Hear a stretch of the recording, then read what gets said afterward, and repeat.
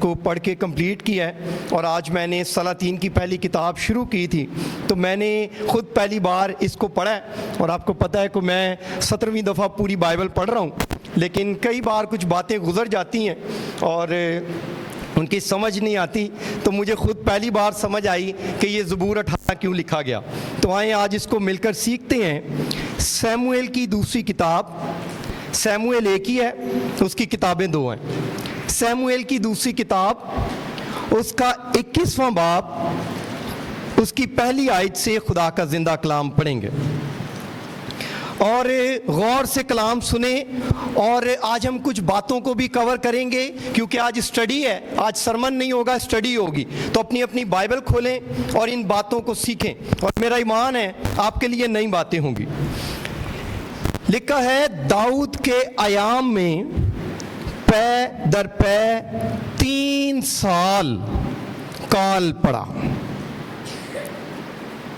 और दाऊद ने खुदावंद से दरियाफ्त किया।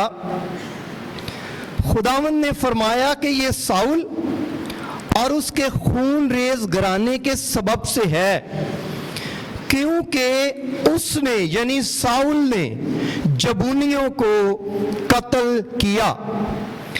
तब बादशाह ने यानी दाऊद बादशाह ने जबूनियों को बुलाकर उनसे बात की। ये जबूनी बनी इस्राएल में से नहीं बल्कि बचे हुए अमूरियों में से थे और बनी इस्राएल ने उनसे कसम खाई थी। और साउल ने बनी इस्राएल और बनी यहूदा की खातिर अपनी गर्म जोशी में उनको कत्ल कर डालना चाहा था। सो दाऊद ने जबूनियों से कहा, मैं तुम्हारे लिए क्या करूं और मैं किस चीज से कफारा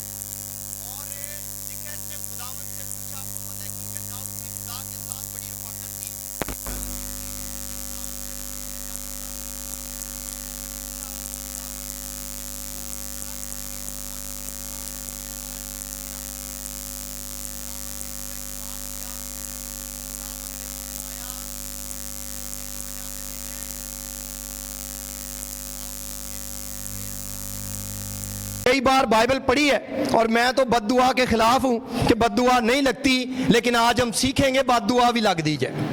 और 500 साल पुराना उसने अहद तोड़ दिया और उस वजह से ये बद्दुआ इनको लगी हुई थी। कितने साल तक काल नहीं मुकरिया? 3 साल लग गए, काल खत्म नहीं हो रहा। और जब वजह दरियाफ्त की गई, दाऊद की अपनी कोई गलती नहीं, कौम की कोई गलती नहीं, पुराना जो बादशाह था, जो इस्राएल का पुराना बादशाह साउल था, उसकी गलती थी। उसकी गलती क्या थी बाइबल में लिखी है और किसी बंदे ने नहीं बताई, खुदा ने बताई।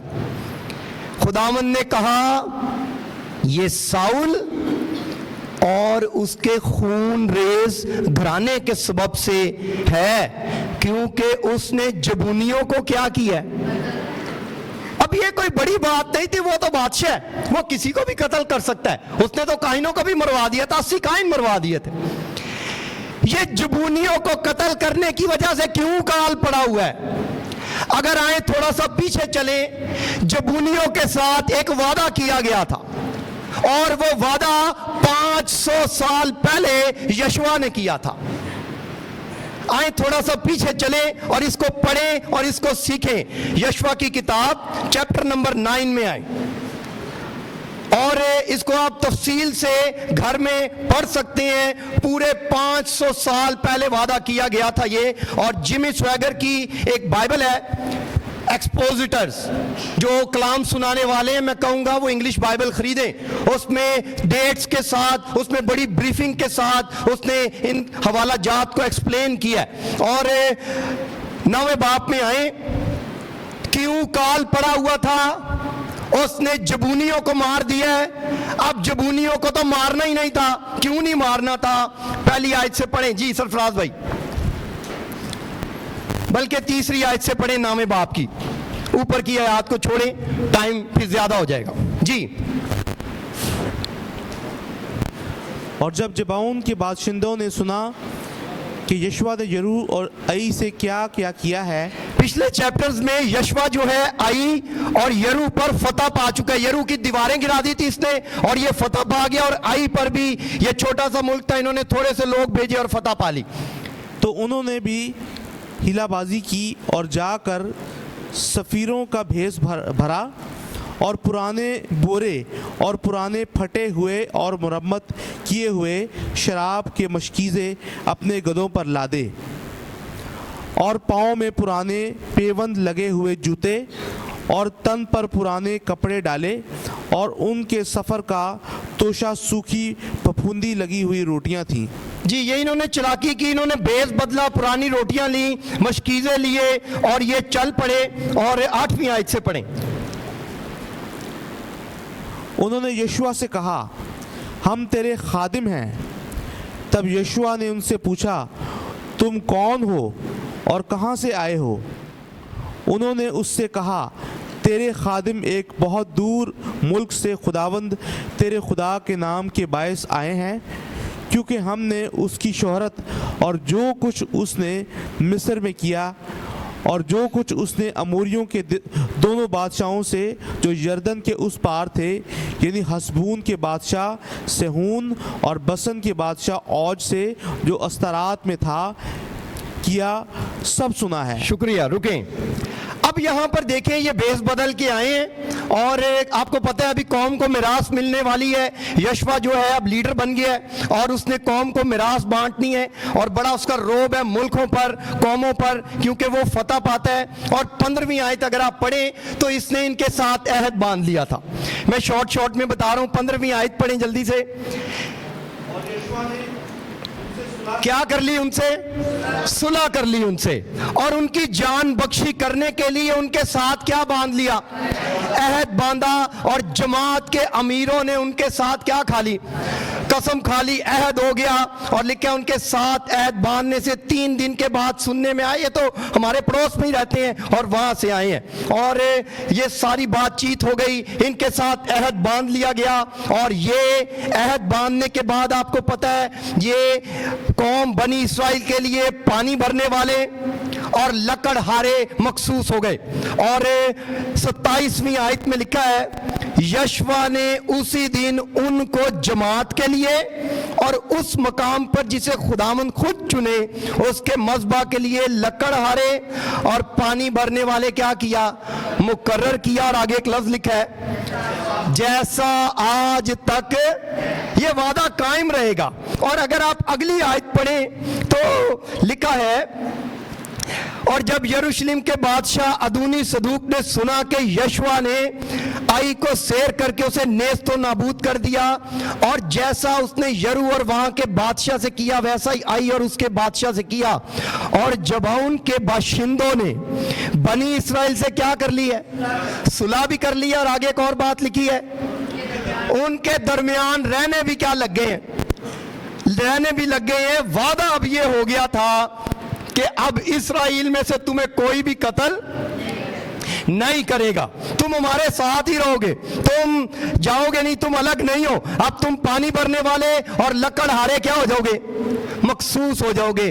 500 साल पहले क्या की गई, कमिटमेंट की गई, अहद बांधा गया, और इन्होंने कहा ठीक है अब हम यहीं रहेंगे। एक मिसाल है, जैसे हम इस कौम में रहते हैं, कोई हमारे साथ अहद बांधे और फिर आने वाले वक्त में वो उस अहद से पलट जाए, तो फिर इंसान तो कुछ कर सकता है या नहीं, लेकिन खुदा फिर कुछ ना कुछ जरूर करता है। तो देखें, दाऊद को भी नहीं पता था कि ये क्या मसला छिड़ा हुआ है, ना साउल को पता था कि ये क्या मसला छिड़ा हुआ है, लेकिन खुदा को पता था।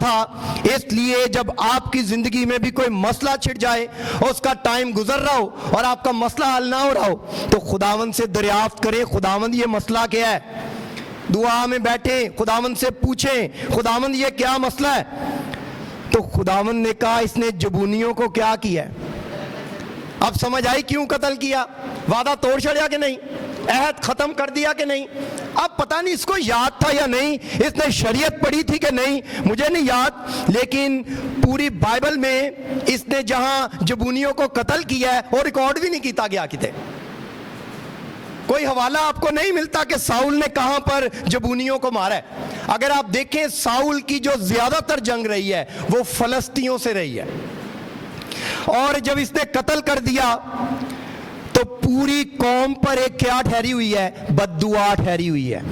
आज मैं आपको कहना चाहता हूं, सिर्फ दुआवा नहीं गाल नहीं बढ़नी, हाथ पांव से भी कुछ करना पड़ता है, फिर आपके बहुत से मसले हल होंगे। अब दाऊद ने क्या किया, क्या ये खुदा को नहीं कह सकता था खुदावंद मसला हल कर दे, क्या ये दुआ नहीं कर रहा, क्या ये खुदा से पूछने नहीं गया, पूछने गया कि नहीं। तो पहली बात, खुदा से अपना इस तरह का रिलेशन बनाएं कि आप जब भी खुदा से बात करें, खुदावंद आपसे बात करे, आप पर मसले को जाहिर करे और खुदावंद का जलाल जाहिर हो। अब क्या हुआ, इसने खुदा से तो मशवरा ले लिया, अब दूसरा इसने क्या काम किया, इसने जबूनियों को बुलाया, इसने कहा भाई इधर आओ, और उनसे बात की। उन्होंने कहा भाई क्या मसला हुआ है। उन्होंने कहा भाई क्योंकि इस्राएल ने कसम खाई थी और साउल ने अपनी गर्मजोशी में, अपने गुस्से में आके जबूनियों को क्या कर दिया। वो गुस्से च हर वारी काम खराब ही हुंदा जे, बादशाह था ये, इसने काम खराब कर दिया। लेकिन सो दाऊद ने जबूनियों से कहा मैं तुम्हारे लिए क्या करूं। तो जब कोई मसला हल ना हो रहा हो, क्या ये दुआएं नहीं की इन्होंने 3 साल, क्या ये भी हमारी तरह नहीं कहते होंगे यार असे बीज बॉन्ड है, असे नौकरी ते भी जा रहे हैं, सैलरी आ रही है पता नहीं लग रही। लेकिन पीछे मसला किसका था, साउल का। कोई भी नहीं पूछन जा रहा, खुदावन से भेदों को पूछे, रूल कुछ कादे लिए दिता गया, लिखा है वो तय की बातें तुम्हें बताएगा। तो जब तय की बातें पूछेंगे तो वो बताएगा कि खुद ही बताएगा। इस पर खुदा ने राज खोला कि इसने पूछा। एक बात और मुझे बताएं, इसके पास्टर ने इसके लिए दुआ की या दाऊद ने खुद दुआ की? क्या नातन नहीं था, क्या और नबी नहीं थे? किसने दुआ की? असे किसे से केस पाया सारा, पास्टर मेरे लिए। ओ भाई पास्टर भी दुआ करेगा पर खुद भी करो। इतने किन्ने दुआ की थी? जो पिछली बार हमने दुआ सी की थी आसा बादशाह की, अपनी दुआ से वो जंग जीत गया, वो दुआ किन्ने की थी? पास्टर ने या उन्हें, और उसने खुद दुआ की थी और जंग जीत गया। अपनी दुआया जिंदगी बनाएं, अपनी दुआ पर डिपेंड करें, अपनी दुआ को बढ़ाएं, अपनी दुआ पर और ज्यादा इन्सार करें। आगे लिखा है, दाऊद ने क्या यार दुआवा ना भी गल नहीं बन रही, उन्हें क्या भाई जी दसो की करा। उसने कहा भाई मैं क्या किस चीज का कफारा दूं तो ये मसला हल हो जाएगा। उन्होंने कहा भाई क्योंकि साउल ने हमारे बंदे कत्ल किए, तू हमें उसके साथ क्या दे दे, उसके 7 बच्चे दे, साउल के 7 बेटों को हमें दे, हम भी उनको मारेंगे और उनको क्या करेंगे, उनको टांग देंगे। क्योंकि आपको पता है जब साउल को मार दिया गया था, फलस्तियों ने मारा, तो इसको भी बैतशान की दीवार पर साउल को और यूनितन को टांग दिया था। और कहा जाता है कि आगे चल के बल्कि बताता हूं, ये बच्चों को 5 महीने टांग देंगे दरख्तों पे। अब क्या हुआ, क्योंकि जब अहद बांधा था तो यशवा ने बादशाहों को क्या सजा दी थी, उसने भी यही सजा दी थी। 5 बादशाहों को पहले गार में डाला था, फिर गार से निकाला, फिर उनको टांग दिया दरख्त पे। तो अब ये इन्होंने कहा कि भाई 7 बच्चे दे दो। तो दाऊद ने क्या कहा, उसने कहा मैं 7 बच्चे दे दूंगा। अब यहां पर थोड़ी सी दाऊद की मिस्टेक नजर आती है। उसने खुदा से नहीं पूछा कि खुदावंद मैं बच्चे दा या नहीं, क्योंकि अब थोड़ा सा फिजिकल भी मैटर था और खुदावंद ने बाद में इस मसले को हल भी कर दिया। तो साउल के 7 बच्चों को दाऊद ने क्या कर दिया, दे दिया। लेकिन एक बच्चा जो था मफबूसत, जो इसके साथ खाना खाता था, इसने उसको नहीं दिया। इसने रिस्वा के 2 बेटों को और अरमूनी और मफबूसत को जो साउल से हुए थे उनको क्या कर दिया, बेटी मीकल के भी बेटों को उसने क्या कर दिया, दे दिया। तो 7 बच्चे जब उसने दिए, इन्होंने उनको क्या कर दिया, टांग दिया। टांगने के बाद वो जिमी स्वैगर की बाइबल में भी लिखा था 5 महीने तक इन्होंने इसको टांग के रखा। और दाऊद गया, यूनितन की भी हड्डियां ले आया, साउल की भी हड्डियां ले आया, इनकी भी हड्डियां ले आया, और फिर एक साथ सबको एक जगह क्या कर दिया, जो साउल का बाप कीस था उसकी कब्र में सबको क्या कर दिया, दफना दिया। और आगे 14वीं आयत में एक बात लिखी है, इसके बाद खुदा ने उस मुल्क के बारे में दुआ क्या की। थोड़ा सा मेरे साथ रहे, थोड़ा सा खुश्क मजमून है लेकिन इसको समझें, ये हिस्ट्री है। जब बच्चों को टांग भी दिया, उनकी हड्डियां दफनाई, साउल की हड्डियां दफनाई, तो क्या लिखा है, उसके बाद खुदा ने उस मुल्क के बारे में दुआ क्या की। कदी कदी ऐसे बस दुआवां ही करते रहने हैं। और अगर हाथ से जो कुछ करना है, किसी चीज का अगर फैसला करना है, किसी मसले का हल निकालना है, कोई अगर पुरानी लानत है, कोई पुरानी कर्ज है जो पीछे हमें चेस कर रही है, उसको कैसे हटाना है, वो इसके बारे में भी सोचें। जो मसला हल नहीं हो रहा थे, थोड़ा सा इसके बारे में सोचने की जरूरत है। सिर्फ ये नहीं आए दुआ की चले गए। अगर 3 साल और मजीद दुआवां कर देंदा ते 7 बच्चे ही ना उन्होंने देंदा आगे, तो मसला हल हो जाता। तो कुछ चीजों के लिए हिकमत अमली भी अपनानी पड़ती है। अब मैं खुल के बात नहीं कर रहा, लेकिन थोड़ा सा समझें कि अगर ये 7 बच्चे ना दिए जाते तो दाऊद भी परेशान और पूरी इस्राएली कौम भी परेशान। अब काम तो मुश्किल था, लेकिन आगे जब हम अभी ज़बूर 18 पढ़ेंगे तो आपको समझ आएगा काम ठीक किया। तो यहां तक जब इसने ये काम किया तो खुदावन ने इसकी दुआ क्या की, सुनी और मुल्क पर अपना करम किया और मुल्क बहाल हो गया। अब दूसरा हिस्सा शुरू होता है यहां पर 15वीं आयत से। अगर मैं आपसे एक सवाल करूं कि बाइबल में ऐसा कौन सा शख्स है जिसने किसी देव को मारा है? दाऊद ठीक है, और कोई? और कोई नहीं, क्योंकि शायद इस पे कभी प्रीच नहीं किया गया, शायद हम कभी पढ़ के गुजर गए और हमने गौर नहीं किया। आए आज कुछ और भी ऐसे लोग हैं जिन्होंने 4 और देवताओं को मारा है, देवजादों को मारा है, और ये जाति जूलियत के बच्चे थे चारों। आए थोड़ा सा आगे पढ़ें जी सरफराज भाई, 15वीं आयत से पढ़ें।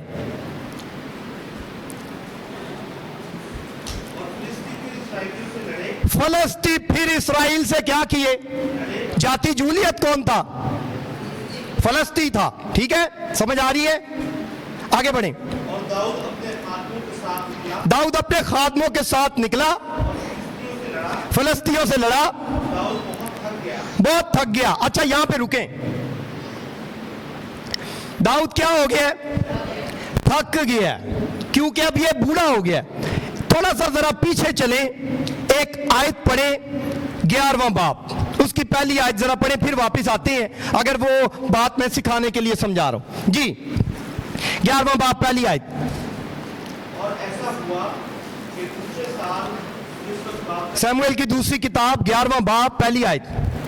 और ऐसा हुआ कि दूसरे साल जिस वक्त बादशाह जंग के लिए निकलते हैं, दाऊद ने योआब और उसके साथ अपने खादमों और सब इसराइलियों को भेजा। जी रुकें, अब यहां पर देखें, दूसरा साल था जब जंग के लिए बादशाह निकलते हैं, तो दाऊद ने क्या किया? यह पीछे रह गया, योआब को भेज दिया, खादमों को भेज दिया, और इसराइल को भी क्या किया, लेकिन खुद नहीं गया। अब मैं आज आपको कहना चाहता हूं, जो लोग पीछे रह जाते हैं, आपकी फैमिली में से आप अकेले ही चर्च आ जाते हैं, जो पीछे रह जाएगा उसको को गुनाह हो सकता है। अगर ये जंग पर चला जाता, इससे ये गुनाह नहीं होना था, जो बैतसबा वाला गुनाह हो गया। अगर ये जंग तो टुर जाता, गुनाह होता नहीं होता, तो गुनाह क्यों हुआ? पीछे रह गया। फारक बंदा जड़ा हुंदा है, इंग्लिश में एक कोटेशन है, empty mind is the home of devil. खाली दिमाग जड़ा है, ਇਹਦੇ ਚ शैतानी ख्याल आंदे जे।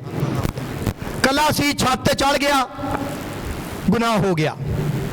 जंग पे जाता तो जीत के आता। इसीलिए अब क्योंकि इससे गुनाह हो गया था, और गुनाह के बाद अब जब ये जंग हो रही है, इसने ज़बूर 51 भी लिखा था इस गुनाह के बाद, आपको याद है, फजल नाल है रब, बख्श गुनाह सब मेरे। तो ज़बूर जो है, मैं इसलिए कह रहा हूं, जब आप शमूएल की किताब का बाकायदा तौर पर मुतालिया करेंगे तो आपको समझ आएगी कौन सा ज़बूर किस वक्त लिखा गया।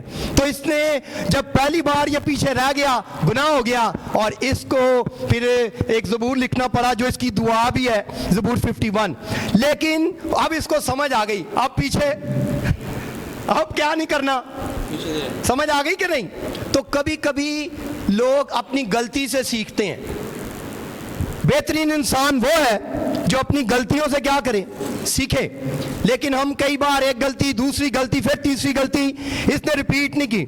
अच्छा ये लिखा है बहुत ज्यादा क्या हो गया, थक गया, पर फिर भी इन्हें क्या नहीं, उन पीछे नहीं रहना यार, गुनाह हो जाता है, जंग पे चलो जी। 16वीं आयत, 16वीं आयत 21वें बाब की। और इशबी बनूब ने जो देवजादों में से था, इसके नाम का मतलब है पहाड़ों में रहने वाला, जो देवजादों में से था। जाति जूलियत भी देव था, यह भी क्या था, देवजादा। जी आगे। देवजादों में से था, और जिसका नेजा वजन में पीतल की 300 मिस्काल था, और वो एक नई तलवार बांधे था, चाहा कि दाऊद को कत्ल करे। दाऊद को क्या कर दे? अच्छा अब याद रहे, अब थोड़ा सा आपको मैं बता दूं ताकि आपको ये बात समझ आई है जो हम देवजादों के बारे में सीख रहे हैं। हम अभी ज़बूर गा रहे थे, मेरे भारी दोती दुश्मन। दोती का क्या मतलब है? दो भी है और देवजादे भी कह सकते हैं। इसके दो दुश्मन थे दाऊद के। कौन कौन? साउल और नंबर 2 जाति जूलियत। दाऊद के कितने दुश्मन थे? 2।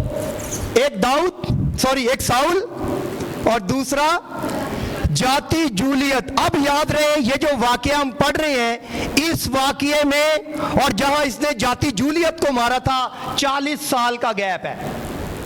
कितने साल पहले इसने जाति जूलियत को मारा था? 40 साल पहले। पर ओदे बच्चे नहीं भूले, उन्हें क्या प्यो का बदला लांगे। अब आए इसको मारने। देखें क्या लिखा है, उसने चाहा कि दाऊद को क्या कर दे, कत्ल करे, दाऊद को कत्ल कर दे, क्योंकि इसने इसके बाप को मारा हुआ था। जी पर ज़रोया के बेटे जरोया के बेटे, जी है, जरोया कौन है? हाँ जी, अबीशे ने ओ एक मिनट रुको तो सही, जरोया कौन है? और दसो तो सही। दाऊद की बहन, वेरी गुड। जरोया कौन है? दाऊद की बहन। इसके 3 बेटे दाऊद की फौज में थे, युआब, अबीशे, इसाहेल। और जो एबनर था वो बाद में इसाहेल को मार देगा, और जो युआब है वो एबनर को मार देगा। और बाद में दाऊद जब सुलेमान को बादशाह देगा तो वो बोलेगा कि बेटा युआब के बूढ़े सर को तूने लहू लहान करके कब्र में उतारना है, क्योंकि इसने 2 ऐसे लोगों को कत्ल किया है जो बेगुनाह थे, और दोनों ही बेगुनाह थे। इसने उमासा को भी मार दिया था युआब ने, क्योंकि ये फौज का लीडर था दाऊद की, और ये लीडर था। इसने 2 गलत फैसले किए और दोनों को मार दिया। एक तो इसने अपने भाई का बदला लिया, दूसरा क्योंकि इसको सीट का भी खतरा था, इन्हें उमासा ने भी मार छड़िया, तो इसलिए दाऊद ने फिर इसको मरवा दिया था। आगे तो जरोया कौन है?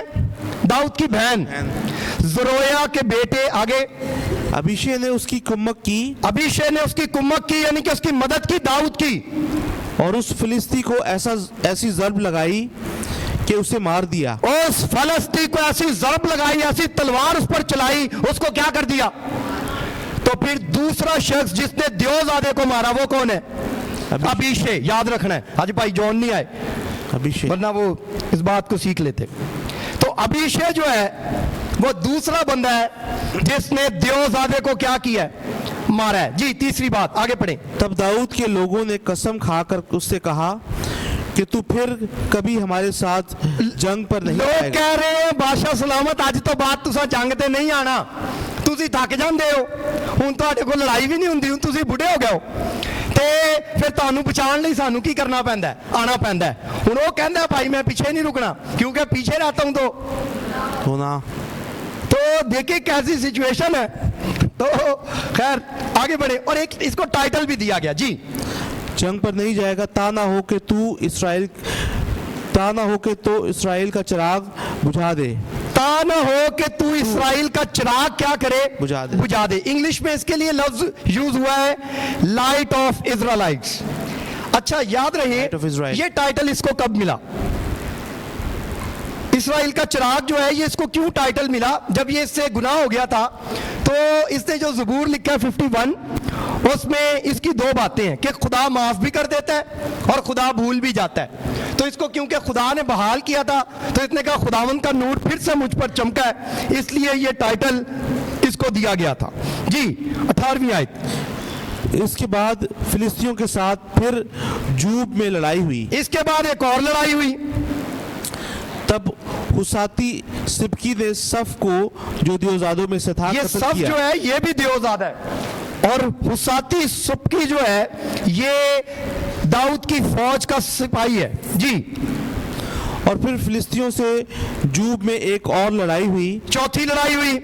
तब इल्हान बिन यारी अर्जीम ने जो बैतलहम का था जाति जूलियत को कत्ल किया, जिसके नेजा की छड़ जुलाहे के शतीर की तरह थी। जी 3 हो गए। चौथा 20वीं आयत। फिर जात में लड़ाई हुई। जात में लड़ाई हुई, और वहां एक बड़ा कद आवर शख्स था, उसके दोनों हाथों और दोनों पांव में 6 उंगलियां थीं, जो सब की सब गिनती में 24 थीं, और ये भी उस दियो से पैदा हुआ था। जी ये भी उस दियो से पैदा हुआ था। जब इसने इसराइलियों की फजीहत की तो दाऊद के भाई समई के बेटे यूनतन ने उसे कत्ल किया। ये चारों उस दियो से जात में पैदा हुए थे। कितने? चारों। ये चारों दियो से जात में पैदा हुए थे, और वो दाऊद के हाथ से और उसके खादमों के और उसके खादमों से हाथ से क्या हुए? मारे गए। तो 4 दियो जो थे ये दाऊद के क्या थे? दुश्मन थे। अच्छा याद रहे, अगर आपने किसी के साथ कभी किसी को छेड़ा है तो हो सकता है वो तो ना छेड़े, वो तो क्योंकि मर गया था, लेकिन आगे उसके बच्चों ने इस जंग को क्या रखा? याद रखा। उन्होंने कहा बाप का बदला लेना है। अब क्योंकि दाऊद बूढ़ा हो गया था, लेकिन दाऊद के फौजी ऐसे ऐसे थे कि उनके कभी आप कारनामे देखें तो बड़ी जबरदस्त दाऊद की फौज थी, कभी कहीं से हार के नहीं आए, और इसलिए इन्होंने इन चारों जो द्योजादे थे, जाति जूलियत के बच्चे थे, इनको क्या कर दिया? खत्म कर दिया। तो अब जो है 21वां बाब घर पे आपने दोबारा से एक बार पढ़ना है। साउल के 7 बेटे भी क्या हो गए? मर गए। अभी हमने पढ़ा है। उसका खानदान, जाति जूलियत का भी खानदान। अब ज़बूर नंबर 18 जो है 22वें बाब की पहली आयत पढ़े तो ये ज़बूर नंबर 18, इसके बाद दाऊद ने लिखा है, जब उसको खुदावन ने फतह दी, आपे ओपरो हाथ वदा के मैनू रब की करेगा, तो उसको बचाया कि नहीं? हालांकि हालात तो थोड़े से मुश्किल थे, लेकिन उसने अपने दोनों दुश्मनों पर क्या पाली? साउल पर भी पाली और नंबर 2 जाति जूलियत पर भी पाली। उसका भी खानदान खत्म, साउल का भी खानदान। अब बादशाह किसके हाथ में आ गई? दाऊद के हाथ में आ गई। अगले बाप की पहली आयत पढ़े, 22वां बाप उसकी पहली आयत जी। ये शुक्रगुजारी पे भी आप कभी कलाम सुना सकते हैं कि जब किसी को फतह मिल जाती है फिर वो शुक्रगुजारी करता है। और ज़बूर 18 जी पढ़ें। जब खुदावन ने दाऊद को उसके सब दुश्मनों, जी कितने दुश्मनों? ओए 2 ही दुश्मन साजे, सब दुश्मनों से क्या दी?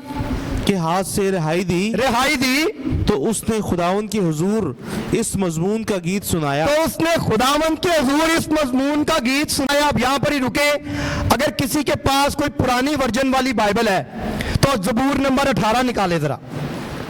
किसी के पास यह पुराना वर्जन है जिसमें हेडिंग नहीं है तो जरा वो ज़बूर नंबर 18 निकाले जल्दी से। पुरानी बाइबल है किसी के पास? आंटी के पास है जी। आंटी सलमा जरा उसकी हेडिंग पढ़े सिर्फ। आपके पास आ रही है हेडिंग? नहीं जी जल्दी से पढ़ें। नहीं, ये टाइटल है जो बात लिखी है 18वें बाप में जी। मेरी मुगन्नी ठीक है।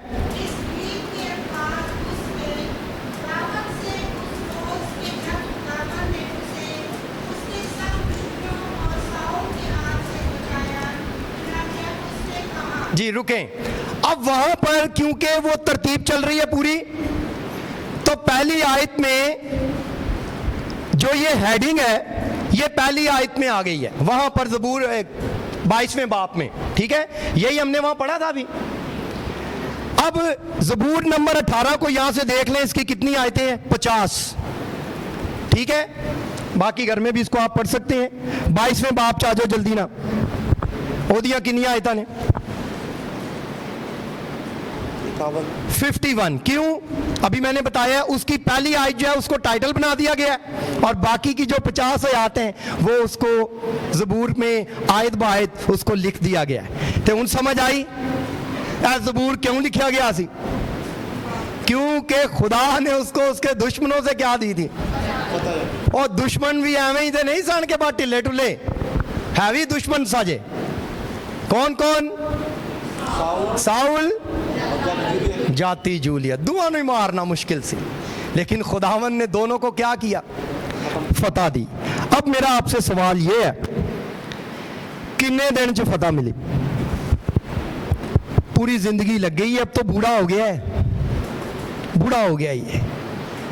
तो कभी कभी कुछ लड़ाइयाँ ऐसी होती हैं वो पूरी जिंदगी खींच लेती हैं।